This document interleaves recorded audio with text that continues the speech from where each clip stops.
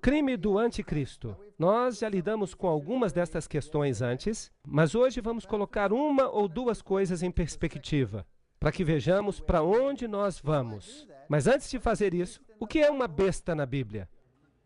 É uma entidade política? Nós também encontramos a besta no livro de Apocalipse. Nós a encontramos em Apocalipse capítulo 13.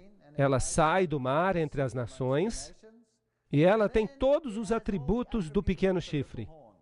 Todos os atributos do chifre pequeno. E nós vamos lidar com essa profecia em detalhes, eu acho que amanhã à noite. Amanhã à noite. E alguém me perguntou antes, os Estados Unidos estão na profecia? Bem, venham e assistam amanhã à noite. Nós vamos olhar o que a Bíblia diz e você vai decidir por si mesmo se os Estados Unidos estão ou não na profecia. Nós estamos vivendo numa época cheia de tempestades. Agora, se algo caminha como um pato, parece com um pato e faz quack como um pato, então, provavelmente, ele é um pato, certo? Então, se alguém tem os mesmos atributos do pequeno chifre de Daniel capítulo 7, então qual é a possibilidade que seja de fato o chifre pequeno de Daniel capítulo 7? Boa possibilidade, certo? Ok. Então, este poder sobre o qual vamos falar amanhã à noite, há muita coisa para a gente falar sobre ele. Não dá para falar só em uma noite. Bem, mas de qualquer forma, vamos observar este chifre pequeno, vamos ver alguns aspectos do que ele fez. O poder do chifre pequeno, em Daniel 7:25, nós vimos ontem à noite que ele tentou mudar os tempos e as leis. É claro que ele não pode mudar os tempos e a lei. Ele não pode mudar os tempos e ele não pode mudar a lei de Deus. Ele só acha que pode. Ele é pretensioso. Ninguém consegue alterar a lei de Deus. Ninguém faz isso e escapa. Vocês concordam? Lembra-te do dia de sábado para o santificar. 6 dias trabalharás e farás toda a tua obra. Mas o 7º dia é o sábado do Senhor teu Deus. Nele não farás nenhuma obra. Tu, nem teu filho, nem tua filha, nem teu servo, nem tua serva, nem o teu gado, nem o teu estrangeiro, que está dentro das tuas portas. E há uma razão, pois em 6 dias o Senhor fez os céus e a terra. O que a teoria da evolução faz com este texto? Ela os joga num cesto de lixo. Mas quantas palestras nós demos aqui para dizer que nós não podemos jogar este texto numa cesta de lixo? Eu acho que foram umas 4 palestras. Você não pode jogar isso numa lata de lixo, mas por que tanto esforço para jogar isso na lata de lixo? Porque se essa parte não está na cesta de lixo, então você fica encrencado com esta outra parte. O mar e tudo que está nele, e ele descansou no 7º dia. Portanto, o Senhor abençoou o dia de sábado e o santificou. Êxodo 20:8-11. Isso significa que o Senhor o separou para um uso santo. Agora, o homem foi criado homem e mulher, representando a comunicação no nível horizontal. Ele devia formar uma confederação, mas sem Deus nessa equação, nós acabamos tendo o que temos hoje. Caos absoluto. Não apenas no casamento, mas em geral. Deus precisa estar presente na equação. Há uma história muito interessante. A primeira vez que eu entrei em contato com Deus, eu fiquei com muitos ciúmes de Deus. Porque Ele exige o primeiro lugar. E eu era casado com minha esposa, e ela era toda minha. E agora eu tinha que compartilhá-la. Foi duro. E eu andei por aí com a minha cara lá embaixo durante todo o tempo em que eu estava pensando nisso. Talvez eu seja um sujeito esquisito, mas eu estava pensando sobre isso. Mas, eventualmente, quando eu comecei a perceber o caráter de Deus e o seu egoísmo absoluto, se uma pessoa é 100% sem egoísmo, como Jesus Cristo, que se entregou completamente pela humanidade, mas se ele é totalmente egoísta, quanto é que você vai receber desta transação quando você lida com esse indivíduo? Você vai receber 100%. E essa é a beleza da coisa. Veja, se você ama Deus supremamente, você recebe o amor de Deus supremamente. Sem qualquer egoísmo. derramado sobre você. E a bênção se torna tão grande que o relacionamento entre homem e mulher aumenta. É o relacionamento da glória. Você pode chamar pelo nome que você quiser. Melhora milhões de vezes. Ele é aumentado porque Deus entra na equação. De fato, Deus conserta muitos dos nossos rituais egoístas. Quantas pessoas se encontram unidas umas às outras por laços egoístas, de modo que uma pessoa não pode exercer a sua liberdade porque a outra o restringe. Mas se você tem o Espírito de Deus em você, você perde o seu egoísmo e a sua visão muda completamente. E você quer fazer com que a outra pessoa seja ainda mais feliz e você concede mais liberdade a essa pessoa.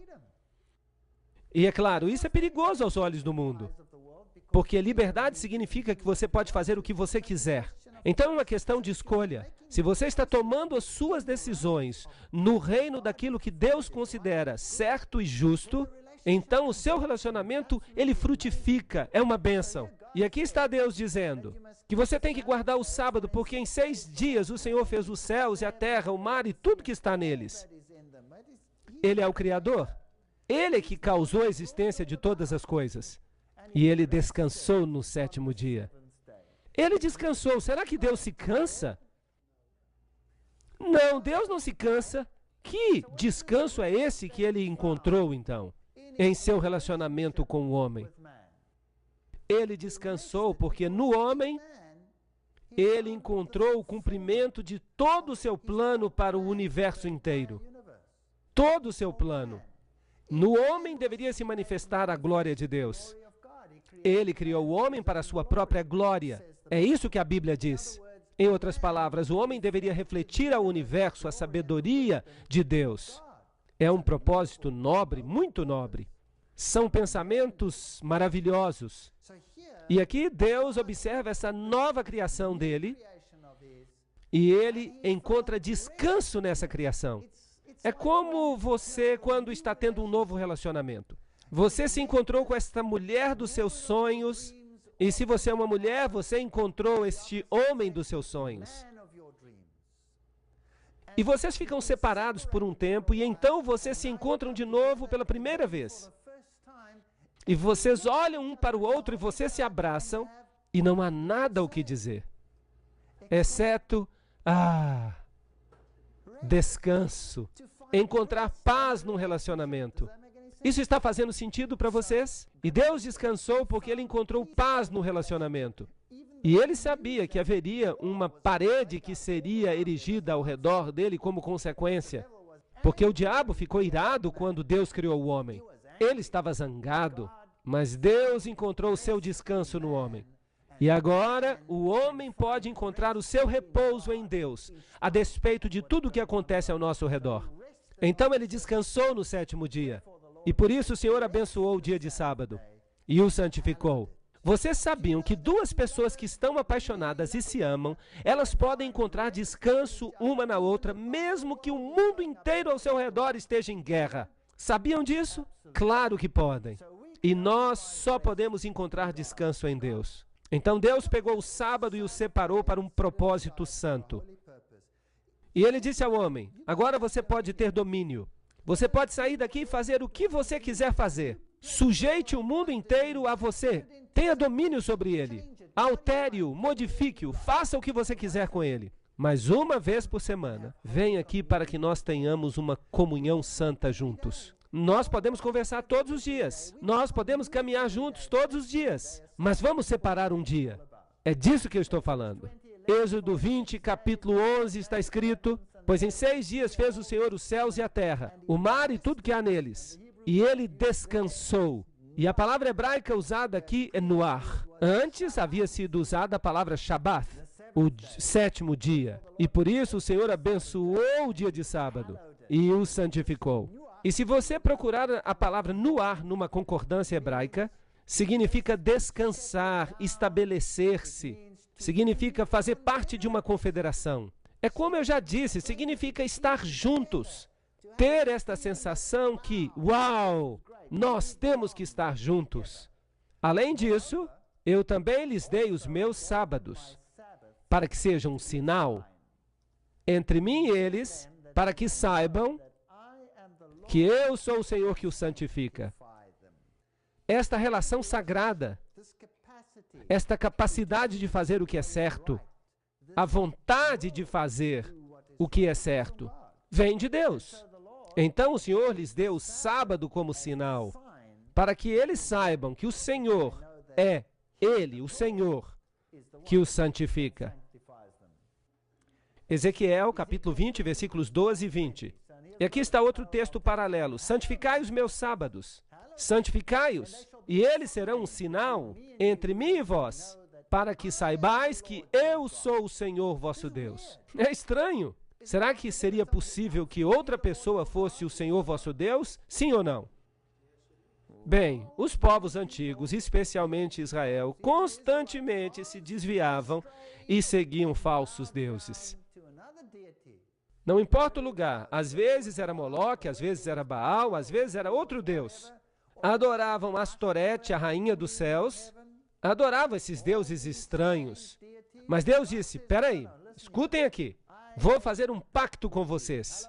Se vocês santificarem os meus sábados, eles serão um sinal entre mim e vocês, para que vocês saibam que eu sou o Senhor, seu Deus. É como se fosse um teste, uma espécie de teste.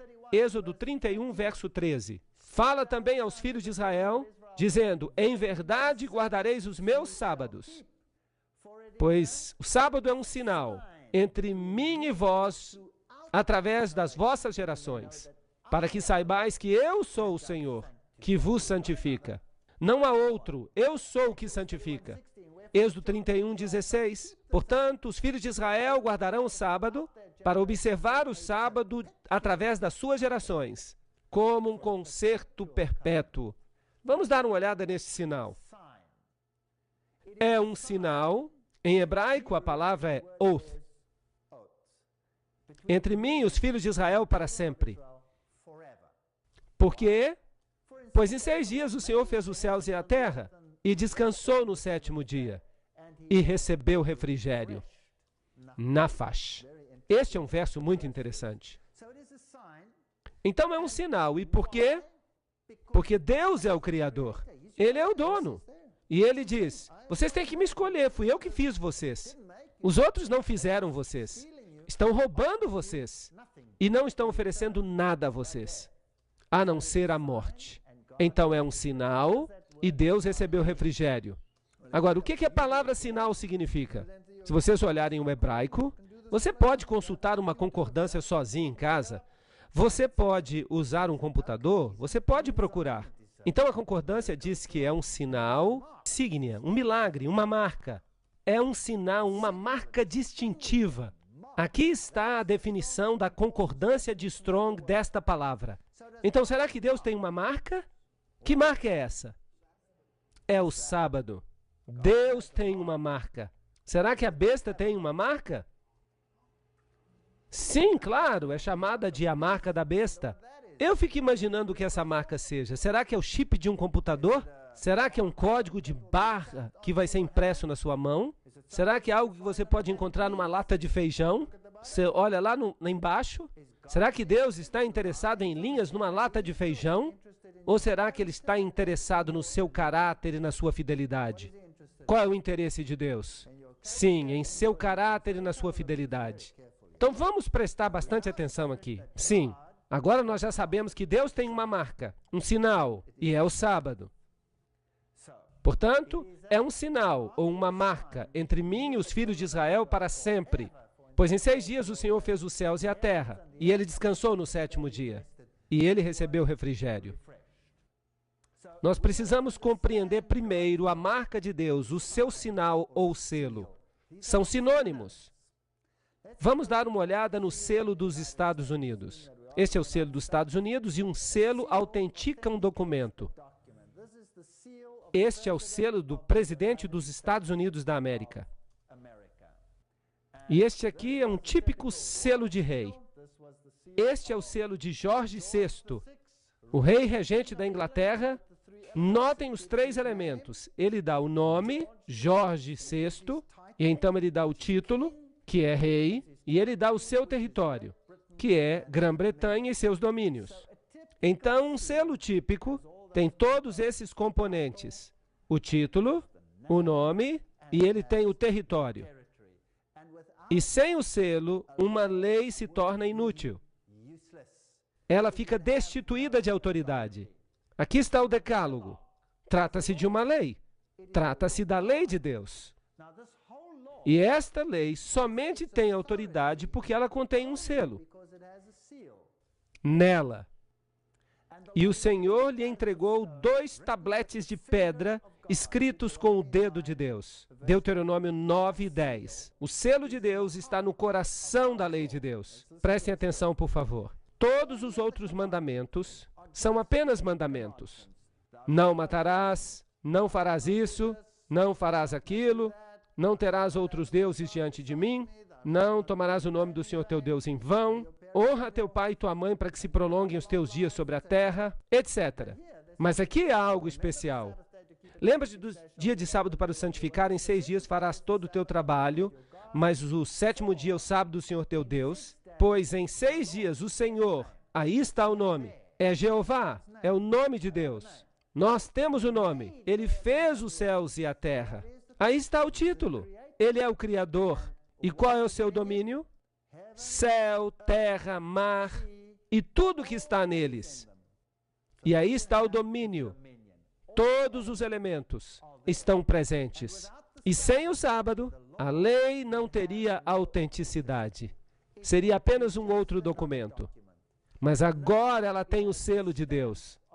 Jeová, o seu Criador, o seu domínio, céus, terra, mar, tudo, todas as nações, tudo que já foi criado, está sob o seu domínio. Agora, se os Estados Unidos fazem uma lei, uma nova lei, se eles proclamarem uma nova lei, essa lei precisa ser assinada por quem antes de ela entrar em efeito? O presidente deve assiná-la.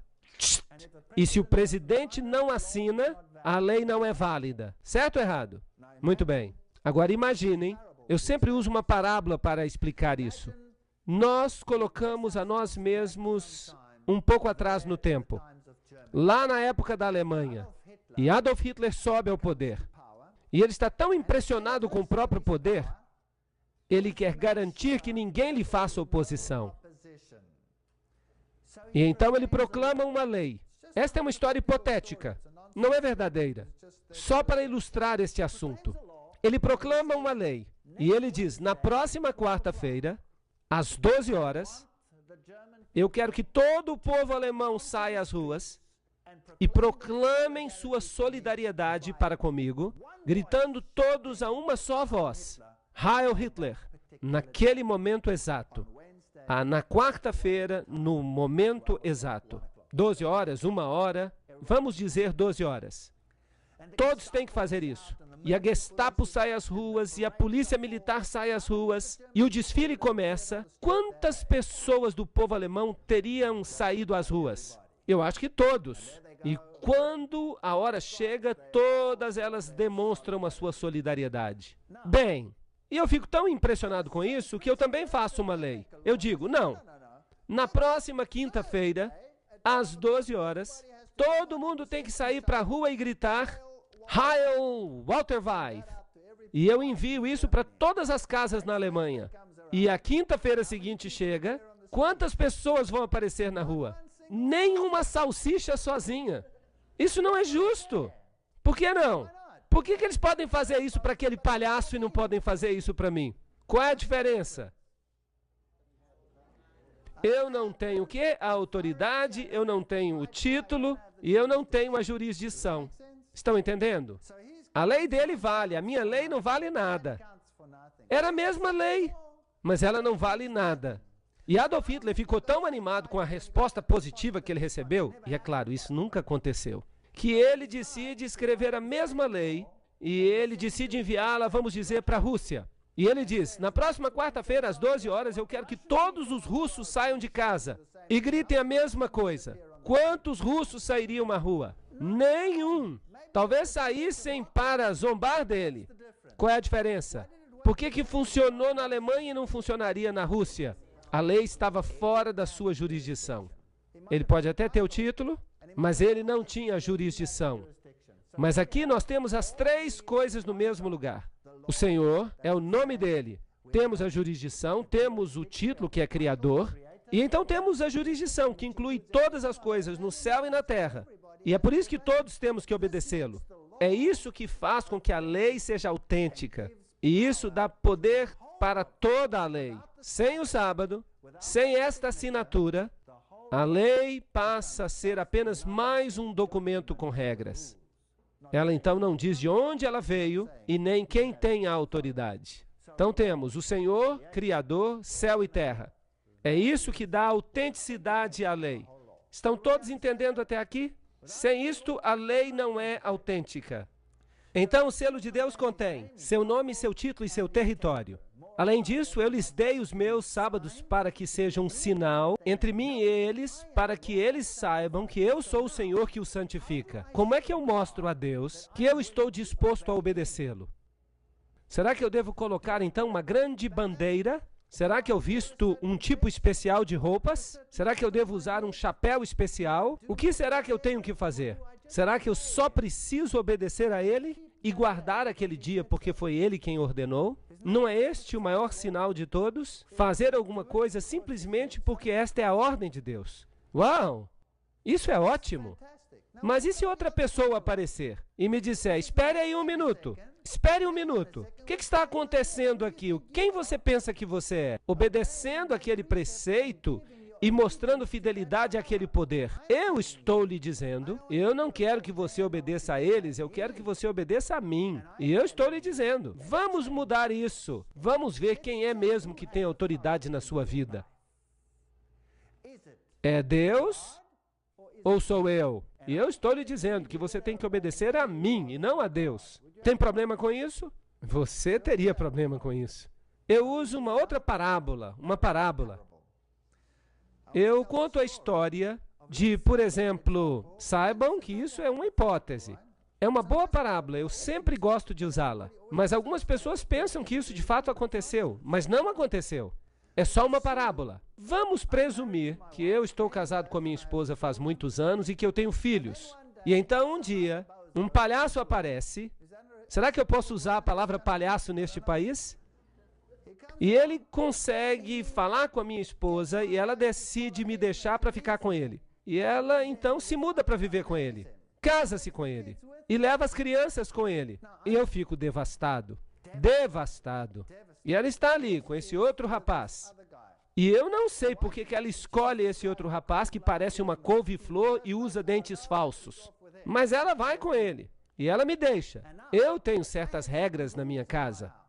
Que as crianças deviam ir dormir na hora certa, que tinham que fazer o dever de casa, que tinham que ajudar na casa, que não deveriam assistir a filmes ruins na televisão, e que se saírem de casa tem que voltar antes de ser muito tarde. Regras assim, regras normais. E esse novo rapaz, ele diz para os meus filhos quando eles se mudam para viver com ele, nesta casa, eu tenho a autoridade. E eu quero que vocês façam algumas coisas na casa, eu quero que vocês não cheguem em casa tarde. E ele coloca as mesmas boas regras que eu tinha. Eu teria algum problema com essas regras que ele está impondo? Sim ou não? Eu não teria qualquer problema com essas regras. Mas vamos supor que ele tem uma regra extra. E ele diz para os meus filhos, escutem, eu tenho uma regra extra. Era o seu pai que tinha autoridade sobre vocês no passado. Sim, o seu pai tinha autoridade sobre vocês no passado. Mas isso acabou.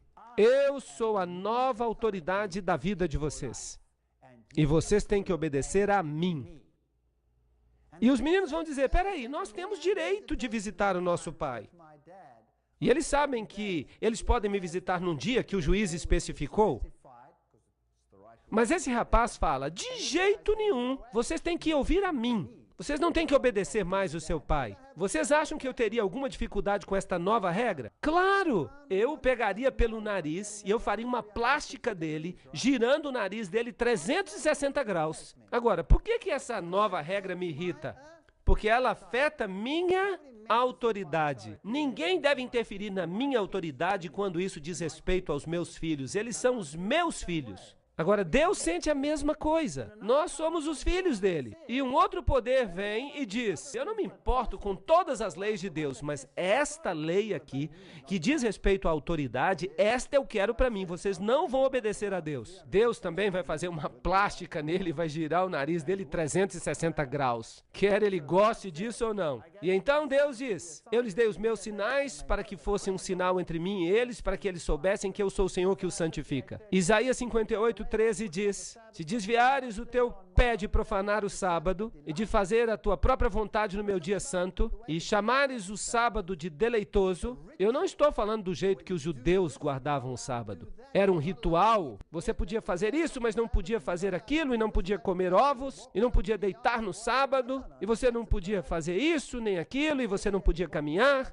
Não, isso era um fardo. Está escrito aqui, chamares o sábado de deleitoso. Não, um fardo. Santo ao Senhor, honorável, e o honrares, não seguindo os teus próprios caminhos, não buscando os teus próprios prazeres, não falando as tuas próprias palavras. Então te deleitarás no Senhor, e eu te farei cavalgar sobre os altos da terra, e te alimentarei com a herança do teu pai Jacó. Pois a boca do Senhor o disse, e ele disse, e se você honrar a minha autoridade na sua vida, e se você passar esse dia comigo, e se você permitir que eu o santifique, você será feliz e você terá a herança de Jacó, que é a vida eterna. Será que esse dia se aplicava somente aos judeus? E o estrangeiro? Está escrito em Isaías 56, 6 e 7. Todos os filhos do estrangeiro que se converterem ao Senhor, para servi-lo e amar o nome do Senhor, para serem seus servos, todos os que guardam o sábado. O sábado se tornou um sinal de fidelidade para com este Deus chamado Jeová. Era um sinal. Então eu os trarei à minha montanha sagrada e os encherei de alegria na minha casa de oração, pois a minha casa será chamada de casa de oração para todos os povos. Então o estrangeiro veio e ele teve que aceitar o sábado, sim ou não? Claro que sim. Ele teve que aceitar o sábado. Em Deuteronômio 11, 13 a 20. E será que se ouvires cuidadosamente os meus mandamentos, que eu vos ordeno hoje, cuidado para que o vosso coração não vos engane.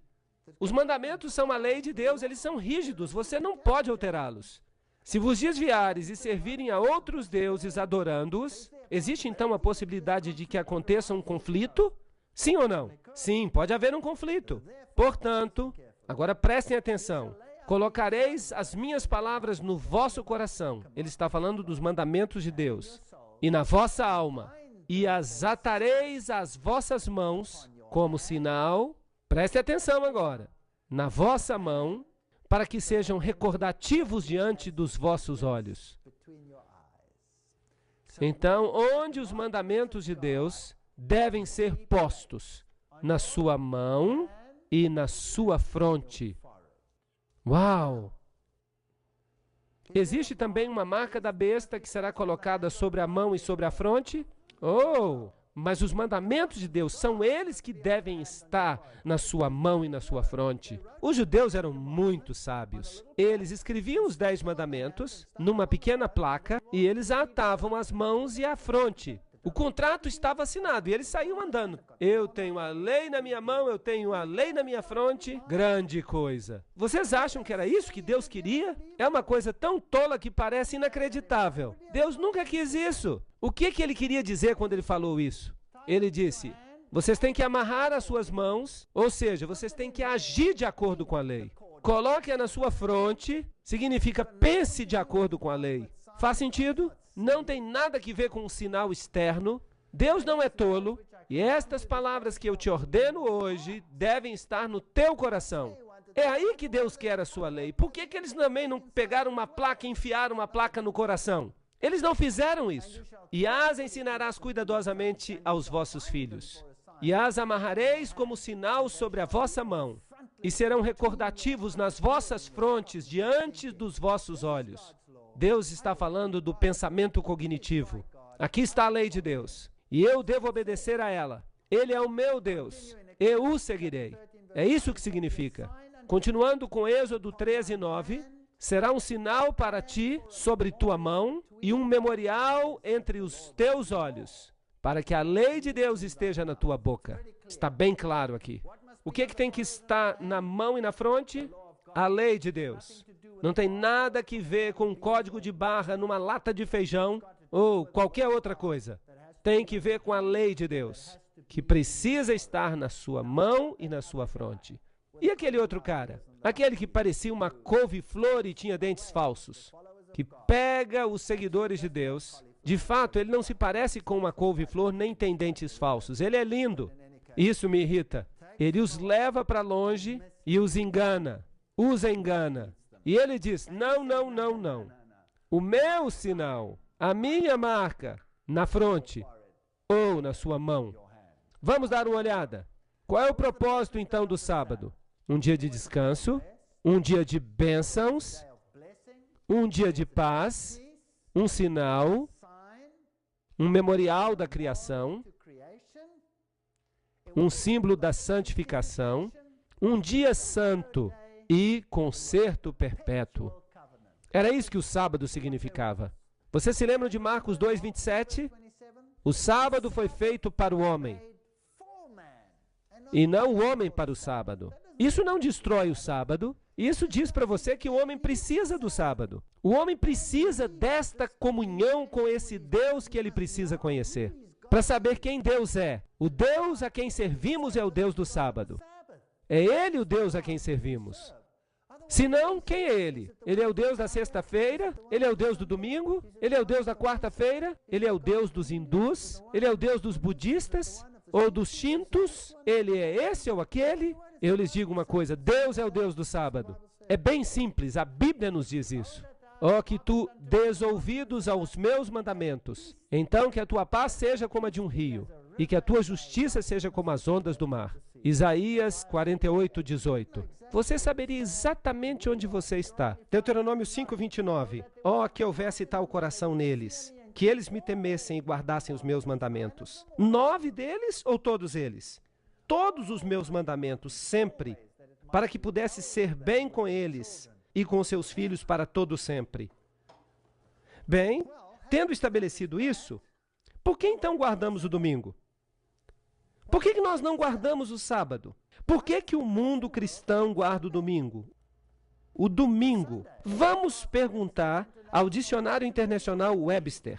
Alguns dos novos dicionários, eles são espertos. Você tem que ter cuidado. Mas nos velhos dias, eles davam a seguinte definição. Esse dia era chamado no passado assim porque ele havia sido dedicado ao sol ou à sua adoração. A enciclopédia Schaffhauser diz, o domingo, dies solis, do calendário romano, dia do sol, sendo dedicado ao sol, o primeiro dia da semana. Os novos dicionários Oxford dirão, domingo, o dia depois do sábado. Isso é patético. Isso não é mais uma definição. Essa é uma definição em termos de outra definição. Ela não significa nada mais. Mas aí está. É isso que é. É o dia do sol. É o dies solis do calendário romano. É o dia do sol. E é o primeiro dia da semana. O sábado é uma palavra hebraica que significa descanso. O domingo foi o nome dado pelos pagãos ao primeiro dia da semana, porque era o dia no qual eles adoravam o sol. John Edick, Enciclopédia Bíblica, página 561. Você pode conferir isso. Está tudo lá. As referências estão lá. Pegue um dicionário comum e veja o que ele diz. Portanto, o sábado não é o domingo. Ele é o sábado. O domingo é o primeiro dia da semana, mas o mundo cristão guarda o domingo. Vejam esta fotocópia aqui. É a fotocópia de um dicionário. 7º dia, sábado. O 7º dia da semana. Sábado, o 7º dia da semana.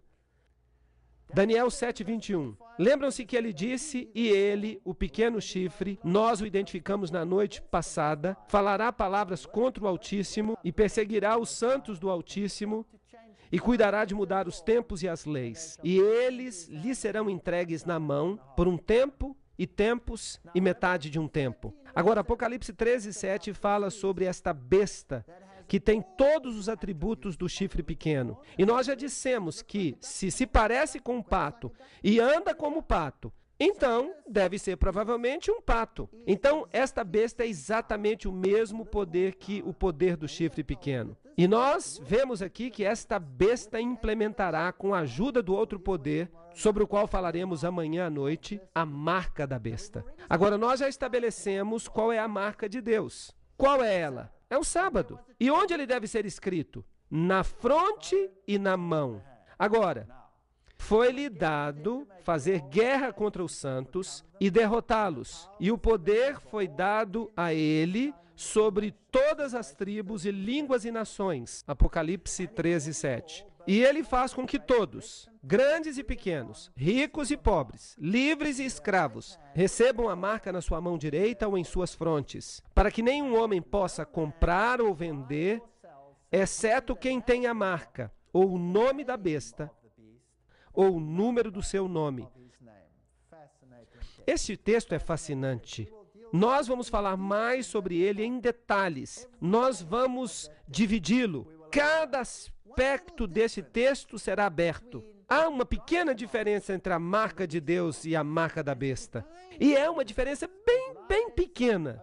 Ela está aqui e diz: todos, pequenos e grandes, ricos e pobres, livres e escravos, para que recebam a marca na sua mão direita e nas suas frontes. A marca de Deus deve estar na sua mão direita e na sua fronte. Deus não fica satisfeito com um serviço pela metade. É tudo ou nada. Esta besta fica feliz se você tiver apenas na sua fronte. Isto é, se você pensa que está bem e que você age de acordo com ela. Mas ele também fica feliz se você não acha que está bem, mas você vai com os outros porque você não tem outra escolha. Será que isso está fazendo sentido? Desde que você a obedeça, a besta não se importa por quê, se você está convencido ou não, desde que você a obedeça. E se você não o fizer, haverá um boicote econômico. Você não será capaz de comprar ou vender. Eles congelarão a sua conta bancária. E se você não tiver esta marca ou o número, e nós vamos falar também sobre isso. Agora, vamos olhar a assim chamada decretália romana. Isso vem de uma fonte católica romana. Na decretália, ele, o Papa, pode pronunciar sentenças e julgamentos em contrário aos direitos das nações, à lei de Deus e ao homem. Ele é um homem muito poderoso. Ele pode se libertar dos mandamentos dos apóstolos, sendo seu superior, e das regras do Velho Testamento. Então ele pode fazer o que ele quiser. O Papa tem o poder de mudar os tempos, de abrogar as leis e de dispensar coisas, até mesmo os preceitos de Cristo. Então, não interessa o que o velho marido fale. Eu sou o novo marido, eu mando por aqui. Você tem que obedecer a mim, você não tem que obedecer ao seu pai, você tem que dar ouvidos a mim. Vejam o que a Bíblia diz em 2 Tessalonicenses 2, 3 e 4. Que nenhum homem vos engane de modo algum, pois aquele dia não virá, sem que haja primeiro uma queda e que apareça o homem do pecado. Aí está a transgressão da lei. Ele se revelará, o filho da perdição, que se opõe e que se exalta acima de tudo que se chama Deus. Ele é outro cara, e o seu dia se aproxima, o dia no qual o seu nariz será girado 360 graus, não por mim, não por qualquer homem, mas por Deus, sem mãos humanas, diz a Bíblia. O Papa Nicolau, citado no livro Fatos dos Tempos, diz: o Papa representa a razão. Ele pode abolir as leis, ele pode tornar o erro certo, corrigindo e alterando as leis. Vejam que ele é poderoso. Pergunte à Igreja Católica qual é o sétimo dia, e ela vai dizer que o sábado é o sétimo dia. O seu pai disse para guardar o sábado, mas eu estou dizendo, não há visitação nesse dia. Então por que você observa o domingo em vez do sábado? Porque eu sou a nova autoridade da sua vida, e nós observamos o domingo em vez do sábado, porque nós, a Igreja Católica, transferimos a solenidade do sábado para o domingo. E isso não vem de qualquer fonte. Isso vem da doutrina católica do Catecismo para os Conversos, de 1957. Isso é bem direto. Saiu da fonte. Este é o novo namorado e ele diz: você não tem mais que dar atenção ao seu pai. Você agora tem que prestar atenção em mim, no que eu digo. Então o que ele está atacando? Ele não está atacando a autoridade de Deus. Você não pode atacar a autoridade de Deus na força de nenhum outro mandamento, exceto do sábado. Você só pode atacar a autoridade de Deus na força do sábado, porque é Ele que determina a sua autoridade. Portanto, o que é a marca da besta, então? Nós temos uma besta que diz: você aceitará a minha marca, e ela estará sobre a sua mão ou sobre a sua testa. Nós temos um selo de Deus, que é a marca que diz: você deve guardar os mandamentos de Deus. Não há meio termo aqui. O que a besta fala? Qual é a marca da besta? É isto que a Revista Católica de setembro de 1923 diz: o domingo é a nossa marca de autoridade. Então, qual é a marca da besta? Ela diz que é o domingo. A igreja está acima da Bíblia. Eu sou o novo namorado. Você não tem que ouvir as regras do seu pai. Você tem que ouvir a mim. E esta transferência da observância do sábado é a prova desse fato. Revista Católica. Ali eles estão dizendo isso. Então nós temos duas marcas nesta terra. E a escolha é nossa. Ou nós obedecemos a Deus, ou nós obedecemos ao novo namorado. É isso aí.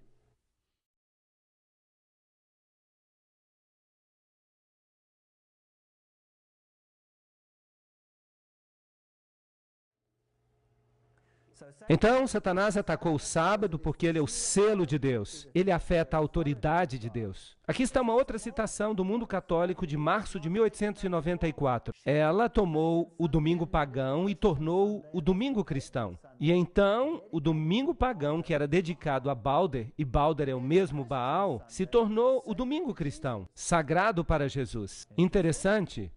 Aqui está outra, da fé de nossos pais, do cardeal Gibbons. Claro que a Igreja Católica alega que a mudança foi sua responsabilidade. E o ato como realizado é uma marca de seu poder eclesiástico.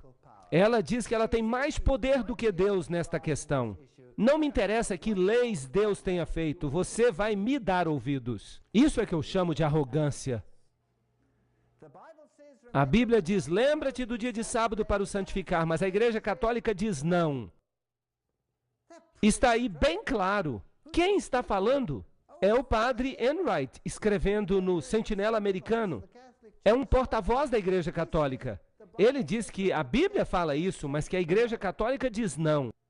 Pelo meu poder divino, eu estou abolindo o sábado e vos ordeno que mantenhais sagrado o primeiro dia da semana. E eis que todo mundo civilizado se prostra em reverente obediência à vontade da Igreja Católica. Aí está uma arrogância sem medidas.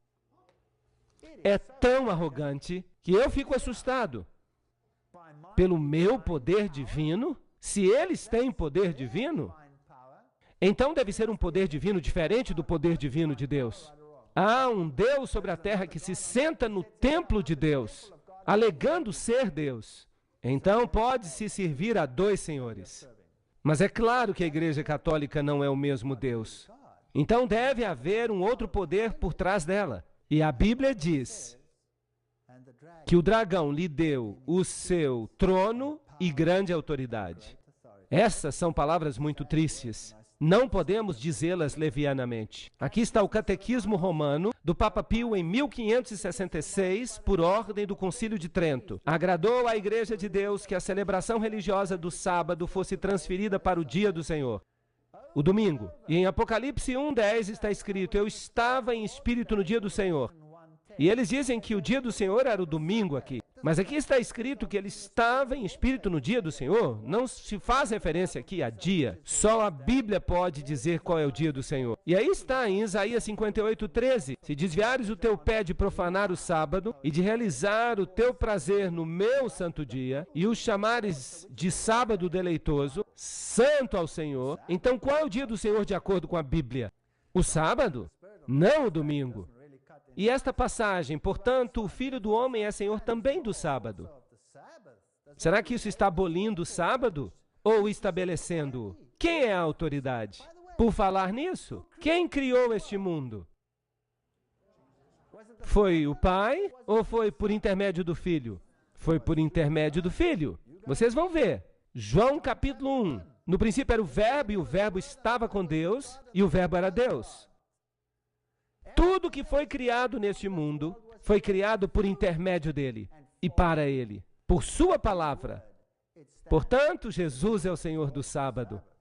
Imprensa Católica, de Sydney, em 25 de agosto de 1900. O domingo é uma instituição católica e as alegações quanto à sua observância só podem ser defendidas com os princípios católicos. Do início ao fim das Escrituras, não há uma única passagem que garante a transferência da adoração pública semanal do último dia da semana para o primeiro. Eles são tão diretos com respeito a isto. Você pode ler a Bíblia de Gênesis a Apocalipse e você não vai encontrar uma única linha autorizando a santificação do domingo. As Escrituras propõem a observância religiosa do sábado. James Cardinal Gibbons. A fé de nossos pais. A Igreja Católica está jogando a isca e dizendo: aí, pegue ou deixe, a escolha é sua.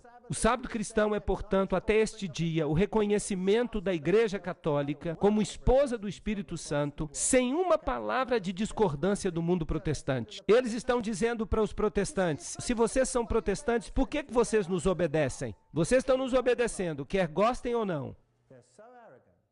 Aqui está o chanceler da Arquidiocese de Baltimore respondendo ao cardeal numa carta datada de 1920. Se os protestantes quisessem seguir a Bíblia, eles deveriam adorar a Deus no dia de sábado. Ao guardar o domingo, eles estão seguindo uma lei da Igreja Católica.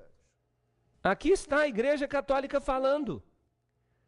John Gilmary Shea, na Revista Católica Americana Trimestral, o protestantismo, ao descartar a autoridade da Igreja Católica Romana, não tem base alguma para a sua teoria sobre o domingo.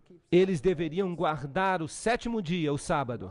Agora, aqui eles são bem arrogantes. Não o Criador do Universo, em Gênesis 2, 1 a 3, mas a Igreja Católica pode exigir a honra de ter concedido ao homem uma pausa para a sua semana de 7 dias. Que arrogância! Isso me deixa de boca aberta. Isso é inacreditável. Esta citação não vem da Idade Média, ela vem de 1969. Essa daqui deve fechar tudo. A razão e o senso comum exigem a aceitação de uma dessas duas alternativas. Ou o protestantismo e a guarda do sábado, ou o catolicismo e a guarda do domingo. Um meio termo é impossível. Espelho Católico, 23 de dezembro de 1893. Aí está a linha de batalha. Se você obedece a Deus, que dia você vai guardar? O sábado. Se você obedece à Igreja Católica, você deve guardar o domingo. É isso que estão dizendo. Se você é protestante, mas você está guardando o domingo, então você está obedecendo a quem? Está obedecendo ao Papa. Isso não significa que os protestantes lá fora, que nunca ouviram essa informação, que eles têm a marca da besta. Eles não têm. Porque Deus julga as pessoas de acordo com a luz que elas recebem, dentro de pouco tempo. Porque o atual Papa, o Papa atual, ele já solicitou uma legislação dominical mundial. E o seu presidente já disse que nós queremos implementar os seus ensinamentos. Isso é interessante. Eu vou mostrar para vocês. Então, por que os protestantes continuam a guardar o domingo? O que eles dizem? Eles sabem isso ou não sabem? Sim, eles sabem. Sim, eles sabem.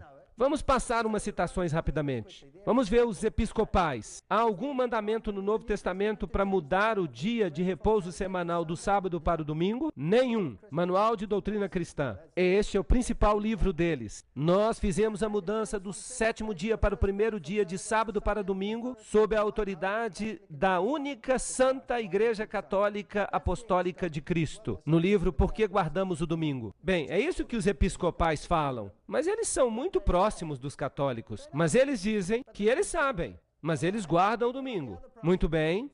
A Igreja Luterana. Nós observamos o dia do Senhor, domingo, ou a observância do dia do Senhor, o domingo, não é encontrada em nenhum mandamento de Deus, mas na autoridade da Igreja. Essa é a Confissão de Augsburgo. Este é o documento central do luteranismo. Está no Manual Católico sobre o Sábado, parte 2, seção 10. Eles sabem. Muito bem.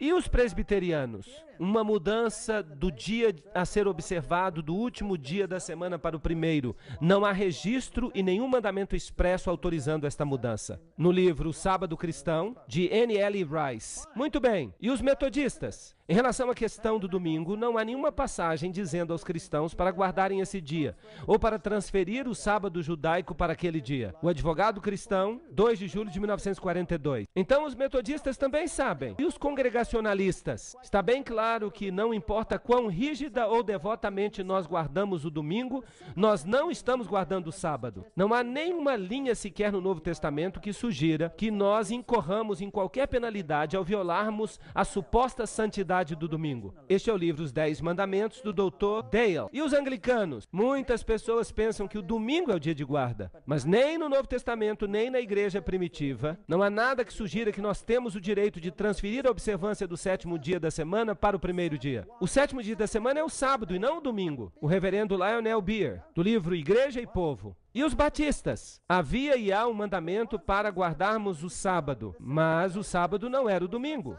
Não há nenhuma evidência escriturística da alteração da instituição do sábado do sétimo dia para o primeiro dia da semana. O que nós temos aqui é qualquer um falando? Não, este se chama Hiscox e ele é o autor do Manual Batista. Ele deveria saber. Então todos eles sabem. Aqui está o reverendo Philip Carrington, o arcebispo anglicano de Quebec.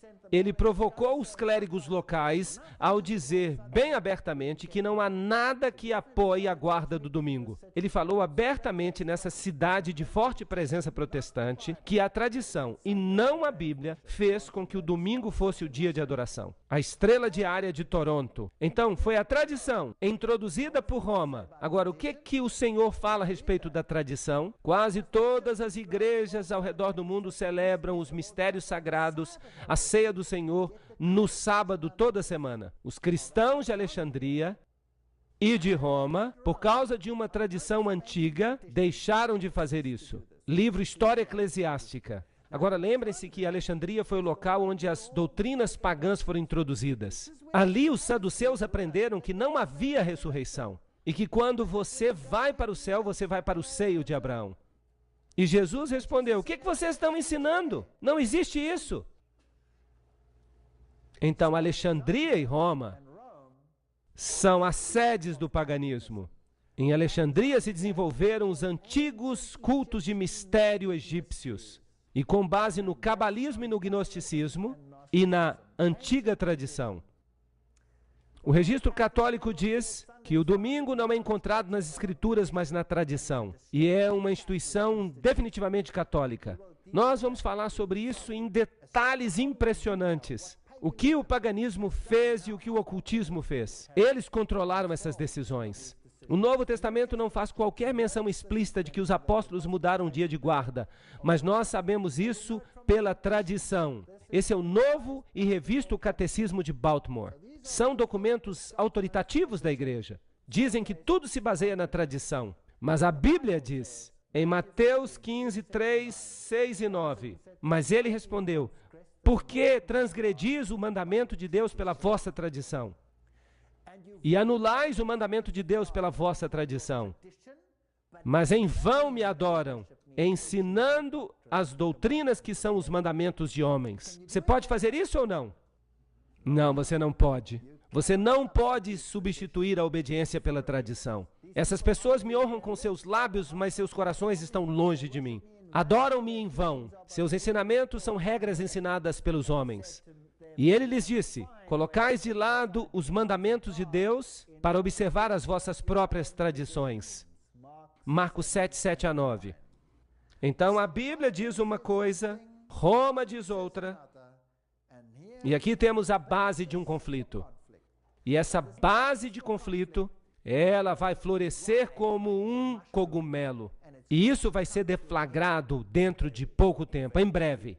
A autoridade da igreja não pode, portanto, ser limitada pela autoridade das Escrituras. Porque a igreja tinha mudado o sábado para o domingo. Não pelo mandamento de Cristo, mas pela sua própria autoridade.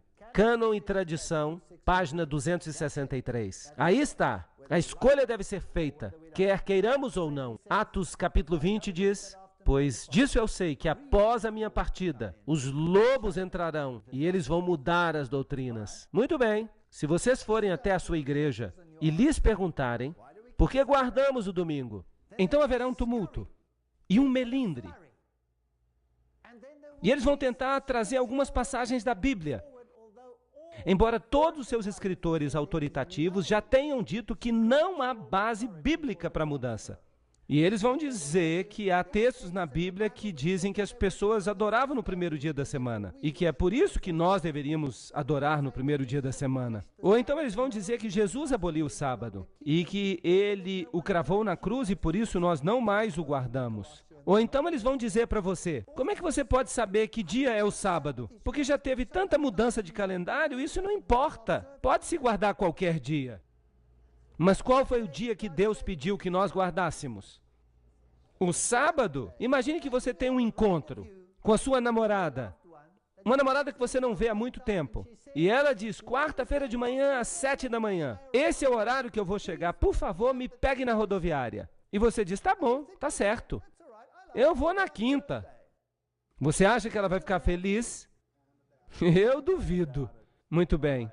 Muito obrigado. O primeiro dia da semana. Vamos olhar esses textos, porque eles são usados para defender a guarda do domingo. O primeiro texto vem de Mateus 28:1. Está escrito, há 8 textos a respeito do primeiro dia da semana.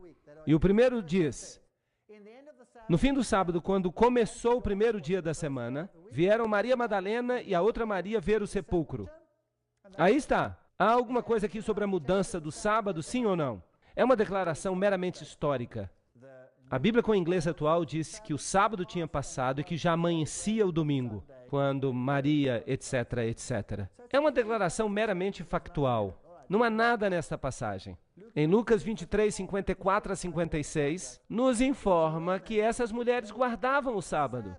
Elas prepararam as especiarias e os óleos e descansaram no dia de sábado. De acordo com o mandamento, elas não sabiam nada de uma mudança. Quando essas mulheres vieram no primeiro dia, é porque elas não tinham ido no sábado, porque elas descansaram segundo o mandamento. Bem, o segundo texto nós encontramos em Marcos, capítulo 16, versos 1 e 2. Quando o sábado passou, Maria Madalena e Maria, mãe de Tiago, e Salomé tinham trazido especiarias, para que elas pudessem vir e ungí-lo. E bem cedo de manhã, no primeiro dia da semana, elas vieram até o sepulcro ao nascer do sol. Há alguma coisa sobre alguma mudança aqui? Nenhuma palavra. Marcos 16, 9. Quando Jesus ressuscitou cedo no primeiro dia da semana, ele apareceu primeiramente a Maria Madalena, da qual ele havia expulsado 7 demônios. Há algo aqui sobre uma mudança? É só a declaração de um fato. Nada aqui sobre mudanças. Quarto texto. No primeiro dia da semana, bem cedo de manhã, vieram até o sepulcro, trazendo as especiaristas, e é a passagem de Lucas. Ele repete essa história. Há algo aqui sobre uma mudança? Nada. Podemos descartar este também. Agora restam 4 que nós ainda temos que comentar. Quinto texto.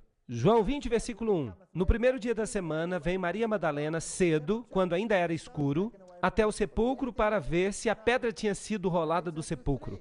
Há algo aqui? Nada. Sexto texto. João 20, versículo 19. No mesmo dia à noite, sendo o primeiro dia da semana, quando as portas estavam fechadas, onde os discípulos se reuniam, com medo dos judeus, Jesus veio e ficou no meio deles, e disse a eles, paz seja convosco. Este aqui é usado com bastante frequência. Ah, os discípulos se reuniram no primeiro dia da semana. Eles estavam adorando. O texto não diz isso. Diz que eles se reuniram no primeiro dia da semana. Por quê? Porque estavam com medo dos judeus. Bem, no sábado eles sabiam que eles estavam relativamente seguros, porque nenhum judeu faria algo no sábado. O judeu pensaria que estaria violando o sábado. Mas quando o sábado acabou, eles ficaram com as pernas bambas. Não se fala nada aqui sobre adoração. Só sobram 2 textos. 2 textos. Atos 20, versículo 7. E no primeiro dia da semana, quando os discípulos se reuniram para partir o pão, Paulo pregou a eles, pronto para partir no dia seguinte. E continuou o seu sermão até a meia-noite. Agora, na Bíblia do inglês atual, está escrito no sábado à noite. Eles se reuniram. Ah, esse texto que eles dizem que eles estavam adorando, e o texto diz que eles tiveram a ceia, partiram o pão. Agora vamos analisar esse texto com cuidado. No primeiro dia da semana, eles se reuniram para partir o pão. Quando é que o primeiro dia começa? No final do sábado. Que hora do dia é isso? À noite. Então, eles se reuniram no primeiro dia da semana, era à noite, e eles vieram para partir o pão. Esta é uma parte que nós temos que observar. Vieram para partir o pão. Mas Paulo pregou para eles pronto para partir no dia seguinte. Quando amanhecesse, seria ainda que dia? Seria o domingo, primeiro dia. E ele faria uma longa jornada. E ele falou para eles até a meia-noite. E o pobre Eutico estava lá sentado na janela, e Paulo continuou pregando, e ele começou a abrir a boca.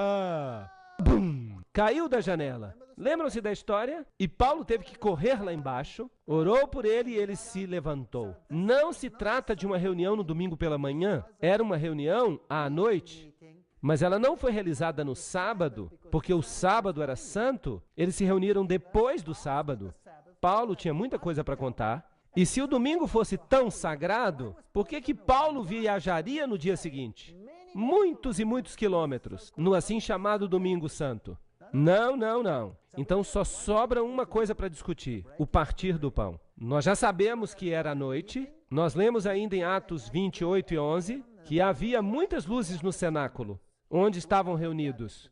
Estava escuro, certo? E não podia ter sido no domingo à noite, porque então isso seria o segundo dia da semana. Então, eles se reuniram depois do sábado. Portanto, quando ele subiu de novo e partiu o pão, e comeu, e pregou um longo sermão, até o nascer do dia, então ele partiu. Então ele ainda permaneceu mais tempo pregando. E então, quando amanheceu, ele foi embora.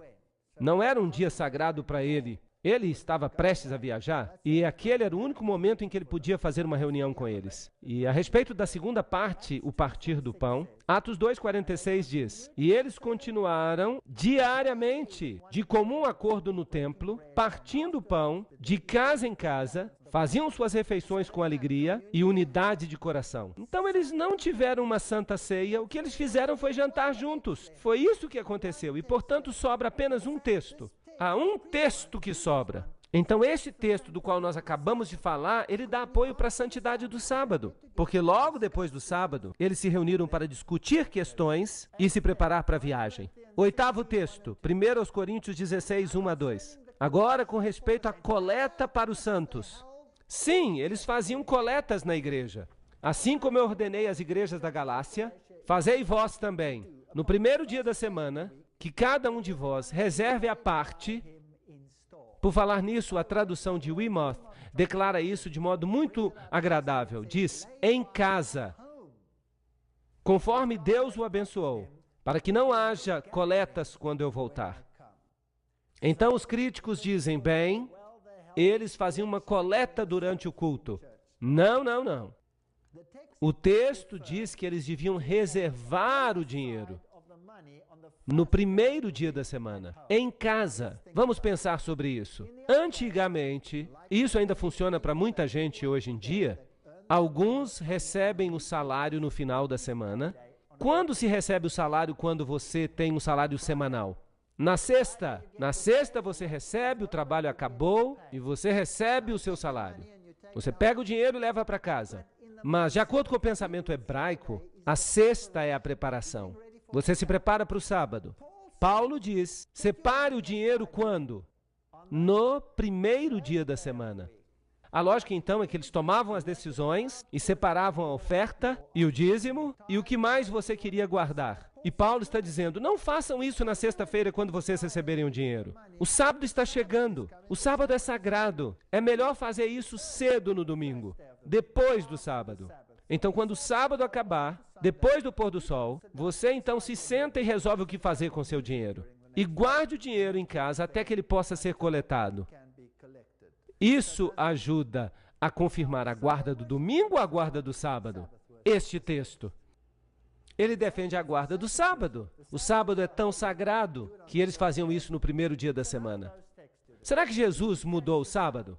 Lucas 4,16. E ele veio a Nazaré, onde ele tinha crescido, conforme o seu costume. Ele entrou na sinagoga no dia de sábado e se levantou para ler. Então Jesus guardava o sábado. Jesus diz que nem um jota nem um tio seriam removidos da lei. Mateus 5, 17 a 19. Jesus não mudou o sábado, pois para isso também sois chamados, porque Cristo também sofreu por nós, deixando-nos exemplo, para que o pudéssemos seguir. E devemos caminhar como ele caminhava. 1 João 2,6. Então Jesus guardou o sábado, não há nenhuma evidência de que houve uma mudança. Onde está a evidência? Em Malaquias 3,6 está escrito, eu sou o Senhor e não mudo. Jesus não mudou. Salmo 89,4, não quebrarei o meu concerto, nem alterarei as coisas, nem alterarei aquilo que saiu dos meus lábios. Deus não muda, Jesus Cristo é o mesmo ontem, e hoje e sempre. Hebreus 13,8. Então quem foi que fez a mudança? A Igreja Católica, não foi Jesus. Se você me ama, então guarde os meus mandamentos. Se você os ama, guarde os mandamentos deles. Se guardais os meus mandamentos, permanecereis no meu amor. Assim como eu guardei os mandamentos do meu Pai e permaneço no seu amor. Aquele que diz eu conheço e não guarda os seus mandamentos é mentiroso e a verdade não está nele. São palavras fortes. 1 João 2, verso 4. Aí está. Ou você obedece a Deus ou não obedece. Pois este é o amor de Deus, que guardemos os seus mandamentos. E seus mandamentos não são pesados. 1 João 5, 3. Quem quer que diga que está em Deus, deveria viver assim como Jesus viveu. Ele guardava o sábado. Cristo também sofreu por nós, deixando-nos um exemplo. Se você me ama, guarde os meus mandamentos. Aí está o exemplo. Bem, o mundo cristão pode dizer, a cruz mudou o sábado. Não, ela não mudou. Vamos dar uma olhada. E aquele dia era a preparação, sexta-feira. A palavra preparação só é usada para sexta-feira. Lucas 23, 54. E as mulheres também que vieram com ele da Galileia, contemplaram o sepulcro e como seu corpo estava posto. Lembram-se dessa história? E elas voltaram e prepararam especiarias e perfumes e descansaram no sábado, de acordo com o mandamento. E encontraram a pedra removida no primeiro dia. Aqui estão os 3 dias da crucifixão. Temos a preparação, sexta-feira, temos o sábado, Jesus descansando na tumba, os discípulos descansando, os discípulos, as mulheres, e no primeiro dia, as coisas começaram a acontecer de novo. Não houve mudança. Nem a morte, nem a ressurreição alteraram o dia. Será que podemos ter certeza de que dia é o sábado? E essa dúvida? Vamos ver o que a astronomia nos ensina. Washington, Distrito Federal. Sua carta de fevereiro de 1932. Tivemos a oportunidade de investigar os resultados das obras de especialistas em cronologia e nunca nos encontramos um sequer que tenha qualquer dúvida a respeito da continuidade do ciclo semanal, mesmo bem antes do início da era cristã. Observatório Naval Americano, de Washington, Distrito Federal. Vamos dar uma olhada nisto. Algumas pessoas dizem que nós podemos ter perdido o sábado. Bem, o sábado foi instituído na criação. Se nós o perdemos, então ele foi reestabelecido no maná. Porque toda semana Deus fazia um milagre especial. E naquele dia o maná durava 2 dias. Todos os outros dias ele durava 1 dia apenas. Bem, se o sábado tivesse sido perdido, Deus o encontrou de novo no maná. E se ele foi perdido depois do maná, ele foi recuperado no Monte Sinai. Se nós chegarmos até o ano 46 a.C., foi quando o calendário juliano foi instituído. Daí por diante nós temos uma continuidade absolutamente precisa. E a cruz está aí, e nós acabamos de ler que Jesus guardava o sábado, os discípulos guardavam o sábado, não houve perda do sábado até aqui. Então, em 1582, houve uma mudança de calendário. E nós então adotamos o calendário gregoriano. Puxa vida, isso é ótimo, eu estou animado. Porque o calendário gregoriano se refere a quem? Ao Papa Gregório. E o Papa Gregório decidiu mudar os tempos. Por quê? Porque havia uma coisa que o incomodava. Mas ele não mudou o sábado. Nem tocou nele. Nós estávamos em outubro, de 1, 2, 3, 4 para 15 de outubro. Nós pulamos alguns dias aqui, mas o ciclo semanal não foi afetado, de modo algum.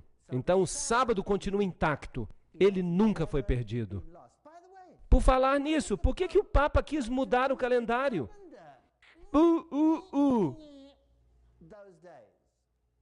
O que o incomodava? Por que ele mudou os tempos?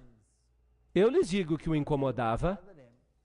O que o incomodava é que a Páscoa cristã, o festival cristão, não estava 100% alinhado com a festa pagã de Ishtar, que em inglês se chama Easter, até os dias de hoje. E ele queria modificar o calendário com respeito àqueles dias, para que o mundo pudesse guardar todas as festas pagãs, em vez de reconhecer aquilo que estava de fato na Bíblia. Vocês sabiam que houve uma guerra em consequência disso? Os ingleses disseram, de jeito algum, nós não vamos concordar com isso. Houve uma guerra como consequência, e eles foram forçados, porque nós vamos guardar os festivais pagãos, nós não vamos obedecer à Bíblia. Esse povo é muito arrogante. Nem um dia foi perdido. A mudança de data do 4 para o 15 não afetou o ciclo semanal. Qual é o dia que os judeus guardam hoje? O sábado, o mesmo que sempre. Mateus 24, 20. Orai para que a vossa fuga não se dê no inverno, nem no sábado. Jesus está dizendo que no ano 70 depois de Cristo, quando vierem destruir Jerusalém, orem para que vocês não tenham que fugir no sábado. Ele previu então que o sábado continuaria sendo guardado até aquela época. Um último texto. Sacudam a cabeça, acordem.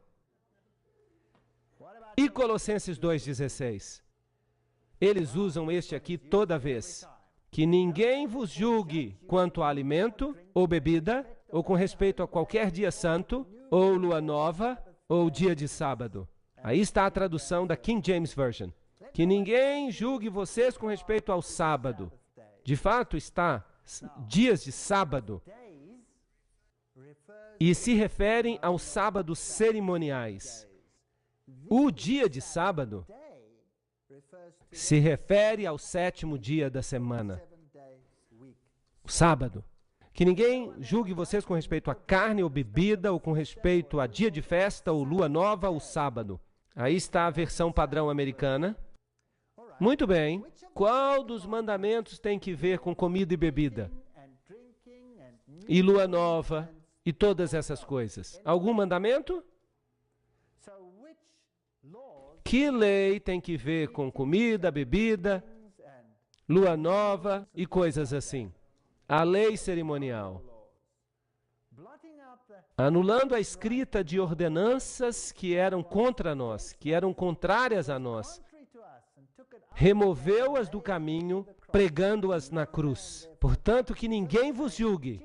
Então eles dizem que Jesus pregou o sábado na cruz. Não, Jesus nunca pregou o sábado na cruz. Ele pregou duas coisas na cruz. Toda a lei cerimonial foi pregada na cruz, porque Jesus se tornou o cumprimento da lei.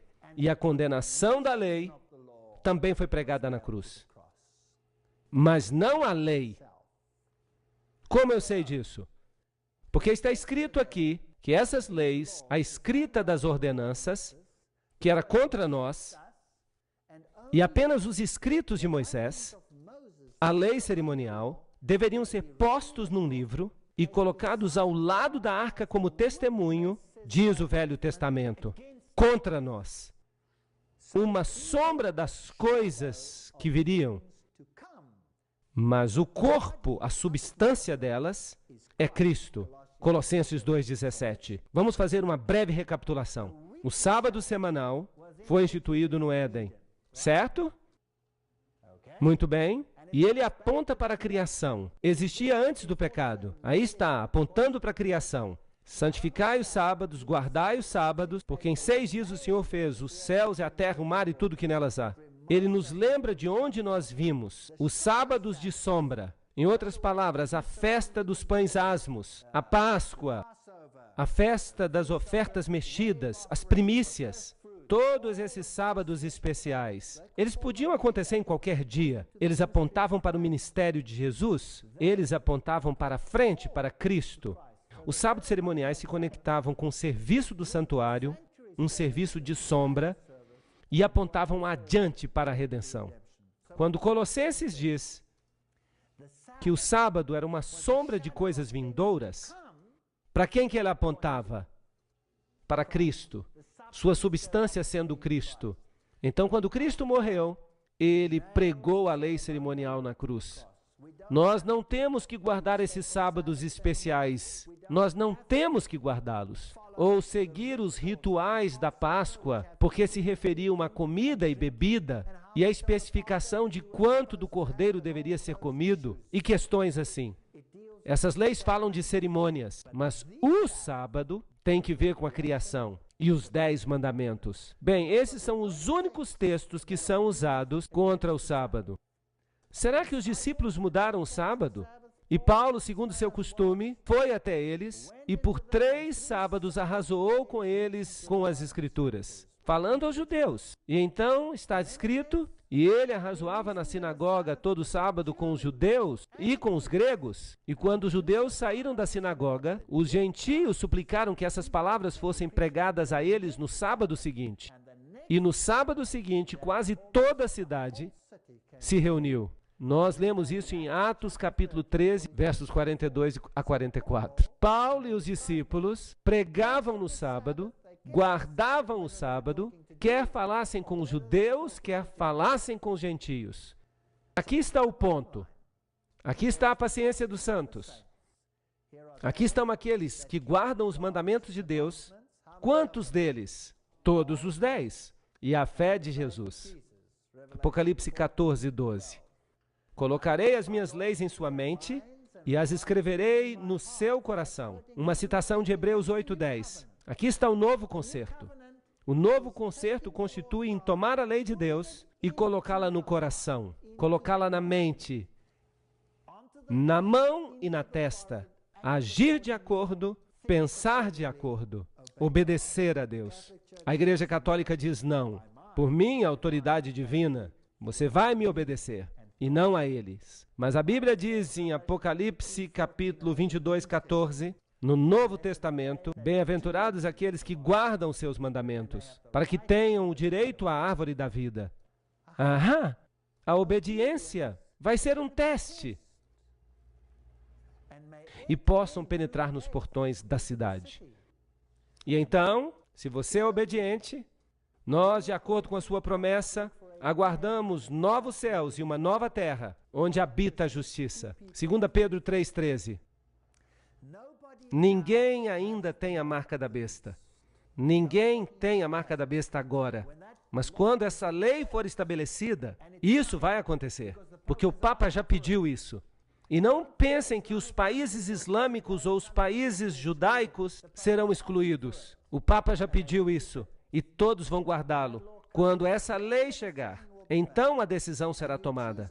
E você escolhe ou aquele que se parece uma couve-flor e tem dentes falsos, ou você escolhe o Senhor. Um dos dois. A Bíblia diz, pois como os novos céus e a nova terra que eu farei permanecerão diante de mim, diz o Senhor, assim a sua semente e o seu nome permanecerão. E acontecerá que de uma lua nova a outra e de um sábado a outro, toda carne virá adorar diante de mim, diz o Senhor. Isaías 66, 22 a 23. Aí está o novo mundo. Será que o sábado vai ser guardado no novo mundo? Sim ou não? Sim. Mas o que essa lua nova está fazendo aqui? A lua nova, de uma lua nova a outra. Então, numa base mensal. Mas o festival da lua nova não é cerimonial? Será que isso vai ser guardado? Haverá algo que será celebrado numa base mensal também no céu. Porque a Bíblia diz que a árvore da vida dava o seu fruto quantas vezes?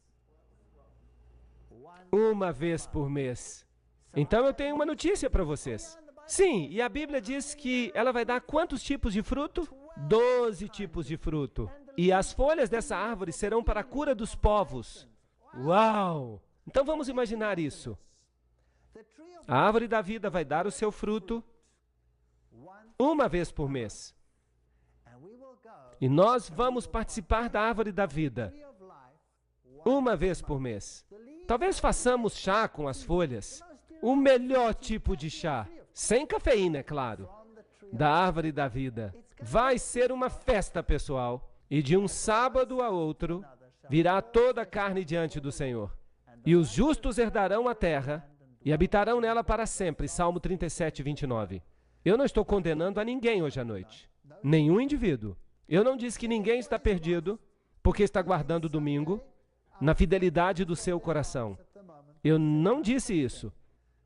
Eu apenas disse que há um sistema nesta terra que alega que está acima de Deus, que é mais alto do que Deus e que tem autoridade na sua vida mais do que a autoridade de Deus. E que muito em breve este teste chegará a um ponto quando essa autoridade será testada e a sua fidelidade estará em questão. E pedirão então a você que escolha um ou outro. Se você escolher um, escolherá a besta, obterá a sua marca. Mas se você escolher o outro, então você vai obter a marca ou o selo de Deus e você será selado para Deus. É isso aí. A obediência não está apenas no dia, porque o sábado representa quanto da lei? Toda a lei, porque a autoridade da lei é baseada no selo. Então o sábado é meramente uma autenticação de toda a lei. Nós devemos desenvolver um caráter semelhante ao de Cristo. Devemos permitir que a lei nos transforme. Precisamos de um relacionamento com o Senhor. Simplesmente por guardar a lei, ninguém será salvo. Mas se temos relacionamento com Deus, podemos ser salvos. E seremos salvos. Mas precisamos ter um relacionamento certo com Deus. Então, guardaremos também a sua lei. Aí está o resumo de tudo. Eu espero que o assunto tenha ficado claro. Amanhã à noite, nós vamos falar sobre a besta de Apocalipse 13. E particularmente os cidadãos deste país deveriam estar aqui. Vai ser uma tempestade. Não percam. Obrigado por terem vindo.